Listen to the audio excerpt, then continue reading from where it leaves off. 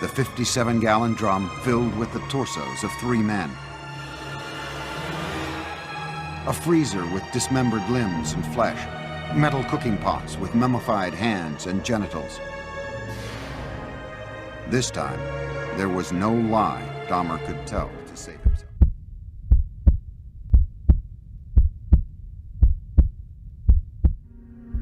Dahmer spent the next 6 weeks with the detectives, recounting the murders of 17 men, a 159-page confession. It seemed cathartic to Dahmer to finally get the deeds of the last 13 years off his chest.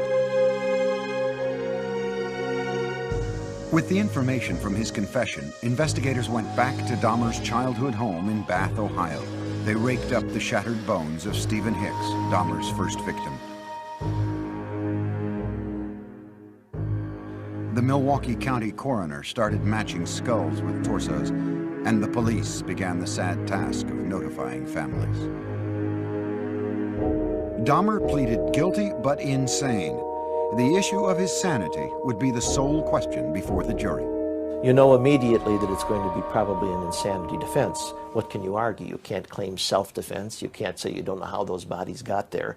Wisconsin had no death penalty, so if the jury found him sane, he would spend the rest of his life in prison. If they found him insane, he would be imprisoned in a mental facility. Dahmer himself couldn't understand why he enjoyed fantasizing about murder. Jeffrey thought he was the devil. Jeffrey thought he was so evil that he was equal to the devil. And he knew there was something wrong with him, but he didn't know what it was, but he never categorized himself as being insane. The man who entered the Milwaukee County courtroom in January 1992 appeared completely normal until the words of his confession were read in court by Lieutenant Dennis Murphy.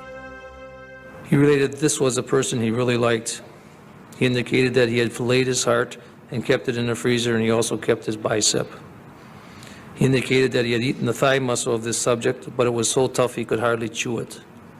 He then purchased a meat tenderizer and used it on the bicep. Dahmer's father, Lionel, sat in the courtroom beside his second wife, Sherry, stunned by what he heard. No one softened the blow for us. No one told us, no one prepared us with any of these details. How could this be? How could I have not known about it? Dahmer's crimes seemed to be devastating proof of insanity. What else could explain the actions of a man who had sex with the dead, dismembered their bodies, preserved their skulls, and ate their flesh, all for sexual gratification? But the law has a very strict interpretation of insanity. Dahmer's defense team had to prove 2 things. One, that he indeed suffered from a mental disease, and that it kept him from knowing right from wrong.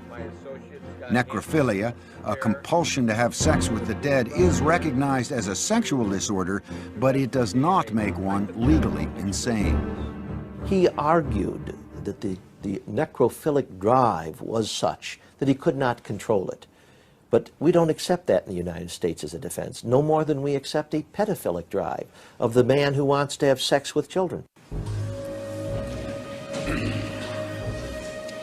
Ladies and gentlemen of the jury, I understand you have arrived at verdicts in this manner. In a 10-2 decision, the jury found Jeffrey Dahmer legally sane. Some relatives of Dahmer's victims sat quietly in court, others cried. Prior to his sentencing, they were allowed to express themselves before the judge. Jeffrey, I hate you! I hate you! Nothing's under control! Don't Jeffrey, I'll kill you! Don't get me, motherfucker! I kill you! What's your name, Pat? I kill you! Once order was restored, Dahmer spoke publicly for the first time. I feel so bad for what I did to those poor families, and I understand their rightful hate.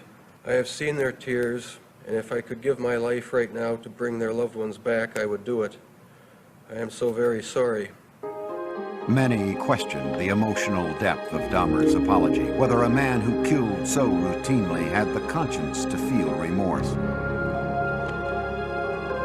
The judge sentenced Dahmer to a 937-year prison term, but it would last only a few tormented years.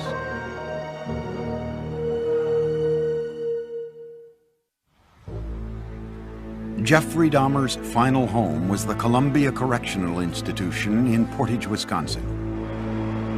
His former residence at the Oxford Apartments in Milwaukee stood as a painful reminder of the lives that ended there. So in November 1992, it was demolished.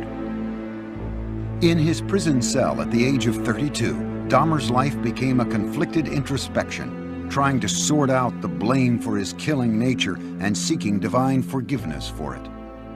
He had spent time in church as a boy and with his grandmother as an adult, but had lost his religion during the murder spree.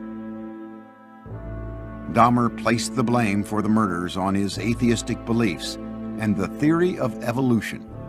He said, if it all happens naturalistically, what's the need for a God? Can't I set my own rules? Who owns me? I own myself. Yet Jeffrey was still a contradiction, for he was always quite willing to blame the devil for taking over his soul. The serial killer wondered now what would happen to him when he died. Dahmer decided he wanted to be baptized. Evangelist Roy Ratcliffe was called by the prison minister to talk with the inmate in April 1994. He was a very affable, congenial, likable sort of person. I always felt like I was dealing with a small boy in a grown-up man's body. He could get real excited and interested in neat or cool things that a little boy would get involved in. 1 month later, Dahmer was taken to the prison medical center, where he was baptized in a whirlpool. On the way, we walked by other prisoners who were coming by with mops and brooms and various cleaning devices, and they looked up, and the only one they saw whom they recognized was Jeff, and so they called out in a very friendly, banter, "Hey, JD, how's it going?" And he called back, "I'm going to be baptized, this is great." Dahmer appeared to be making a remarkable transformation in prison. He would ask questions. He would say, but wait, what about this? What about that? So uncharacteristic of the earlier years. Go back to senior year in high school, you wouldn't get any of that. He was so interactive and so concerned about our welfare. He was reaching out. He was rehumanizing. But those dark, haunted fantasies remained with Dahmer.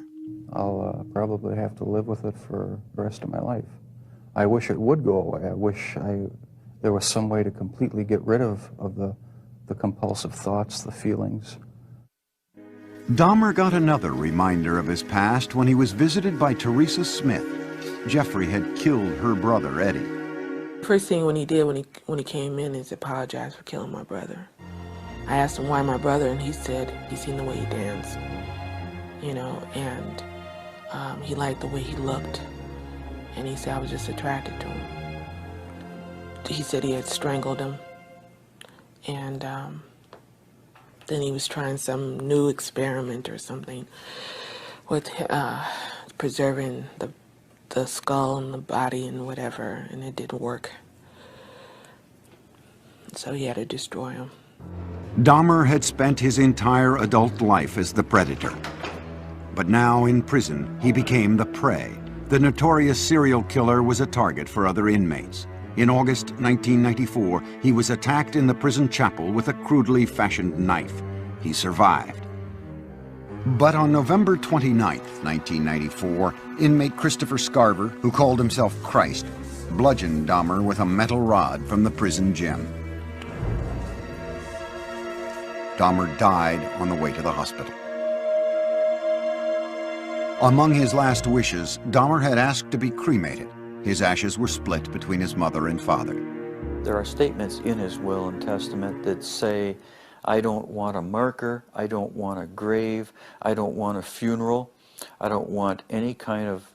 He's saying, I want to be wiped out. But the horrible questions that his life of killing posed do continue, and they defy answers. There's a mystery of mysteries that will never be solved, even if he lived. I don't know that what he was all about would ever be solved, except maybes. It's hard when there's no explanations. Sure, there were red flags in Jeff's life, but no one knew about him. He was so secretive and so careful.